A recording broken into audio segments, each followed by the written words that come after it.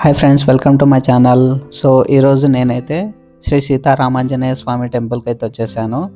ఈ టెంపుల్ వచ్చేసి షేక్పేట్ నాలా దగ్గరలో ఉంటుంది. మా ఇంటి దగ్గర నుంచి జస్ట్ ఒక 500 మీటర్స్ అనమాట. సో ఇప్పుడు మీరు చూస్తున్నారు కదా ఈ టెంపుల్ ఒకప్పుడు పాత ఎంట్రీ వచ్చేసి ఈ చిన్న గేట్ కనిపిస్తుంది కదా, హనుమంతుడి విగ్రహం పక్కన. సో అక్కడ నుంచి ఉండేది. బట్ ఇప్పుడు వచ్చేసి ఎంట్రీ మీకు లెఫ్ట్ సైడ్ ఉంటుందన్నమాట. మీకు చూపిస్తాను. ఫస్ట్ అయితే ఇక్కడ ఉన్న ఈ నాగదేవతలని చూడండి. నా చిన్నప్పుడైతే ఇవి లేవన్నమాట. ఇవి రీసెంట్గా ప్లేస్ చేశారు. ఈ టెంపుల్ రినోవేషన్ అయిందనమాట. ఆ రినోవేషన్ ఎప్పుడైంది ఏంటి అనేది మీకు ముందు ముందు కూడా చూపిస్తాను. ఫస్ట్ అయితే ఇవన్నీ చూడండి.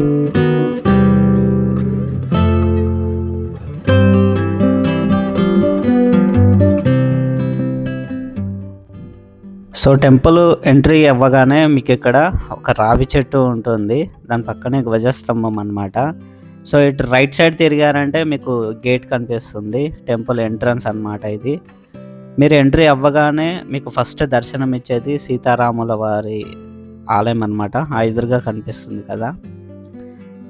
సో ఈ రావి చెట్టు వెనకాల మీరు ఇలా వచ్చారంటే మీకు ఇక్కడ దత్తాత్రేయ స్వామి పాదాలు అయితే మీకు కనిపిస్తాయి అన్నమాట. ఇవి కూడా మర్చిపోకండి. చాలామంది ఇది మిస్ చేస్తూ వెళ్ళిపోతూ ఉంటారు దర్శనం చేసుకోకుండా.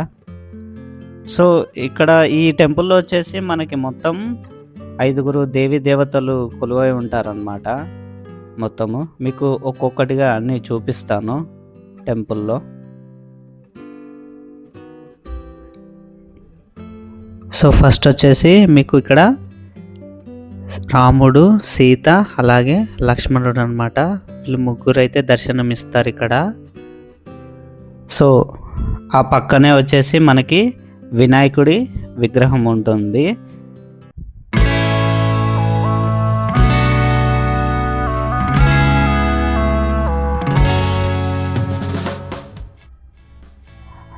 సో ఆ పక్కనే వచ్చేసి మనకి శివలింగం అయితే ఉంటుందన్నమాట.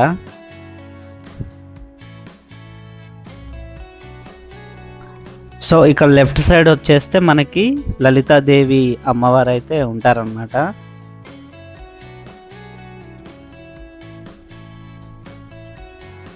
సో ఫైనలీ నా ఇష్టారాధ్యం అనమాట హనుమంతుడు.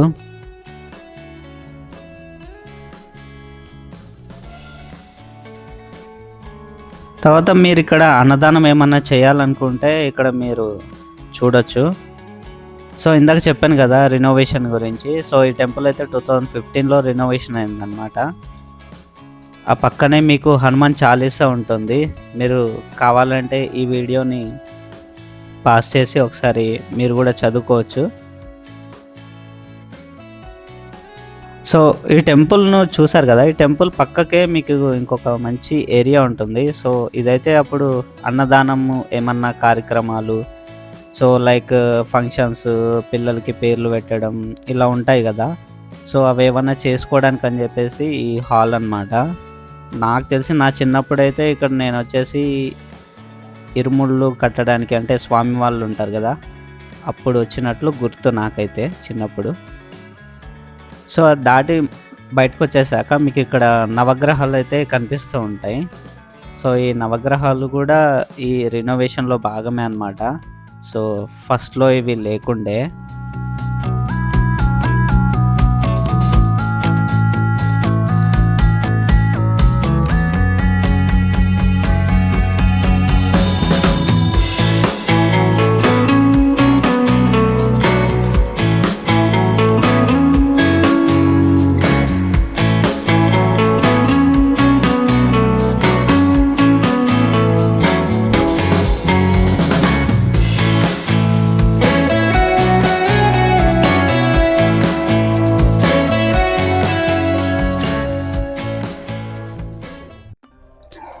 ఇప్పుడు మీరు విగ్రహం చూస్తున్నారు కదా, ఈ హనుమంతుడి విగ్రహం వచ్చేసి దాదాపు 51 అడుగులు ఉంటుందన్నమాట.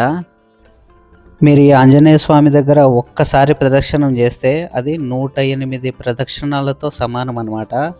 అది ఎలా అంటే మీరు ఇక్కడ వీడియోలో చూస్తున్నారు కదా, ఈ విగ్రహం చుట్టూ మొత్తం ఇలా చిన్న చిన్న విగ్రహాలు అయితే మీకు కనిపిస్తూ ఉంటాయి. ఇవన్నీ మొత్తం 108 ఉంటాయి అన్నమాట. నాకు తెలిసి తెలంగాణ చుట్టుపక్కల్లో ఇలాంటి టెంపుల్ అయితే ఎక్కడ ఉండదు. ఒక్క ప్రదక్షిణంతో 108 ప్రదక్షిణాలు కంప్లీట్ చేసుకునే విధంగా ఈ విగ్రహాన్ని అయితే చాలా మంచిగా డిజైన్ చేశారు. ఈ ఆలయానికి 400 ఏళ్ళ చరిత్ర అయితే ఉందన్నమాట. మొదట్లో ఇక్కడ హనుమంతుడి విగ్రహంతోటే ఈ ఆలయం అయితే పూజలు అందుకునేది. ఆ హనుమంతుని విగ్రహాన్ని ఇక్కడున్న పురావస్తు శాఖ వాళ్ళు పరిశీలించిన తర్వాత చెప్పిన విషయాలు ఏంటంటే, పూర్వం ఇదే ప్రాంతంలో రాణి రుద్రమాదేవి కోట మీద చెక్కిన శిల్పాలు ఉంటాయి కదా, ఆ శిల్పాలని చెక్కిన శిల్పులు ఇదే ప్రాంతంలో నివసించే వాళ్ళంట. ఇదే అన్నమాట ఈ ఆలయం చరిత్ర. నెక్స్ట్ మీరు ఇక్కడ చూస్తే మీకు ఇక్కడ ఇంగ్లీష్లో కూడా హనుమంతుడి చాలీసా అయితే ఉంది. ఇక్కడ కూడా మీరు కావాలంటే ఇక్కడ వరకు స్టాప్ చేసి ఒకసారి ఇవన్నీ చదువుకోవచ్చు. నా వీడియోని ఇంతవరకు చూసినందుకు thank you so much. And next వీడియోలో మళ్ళీ ఇంకొక టెంపుల్తో కలుద్దాం. జై భారత్, జై హింద్.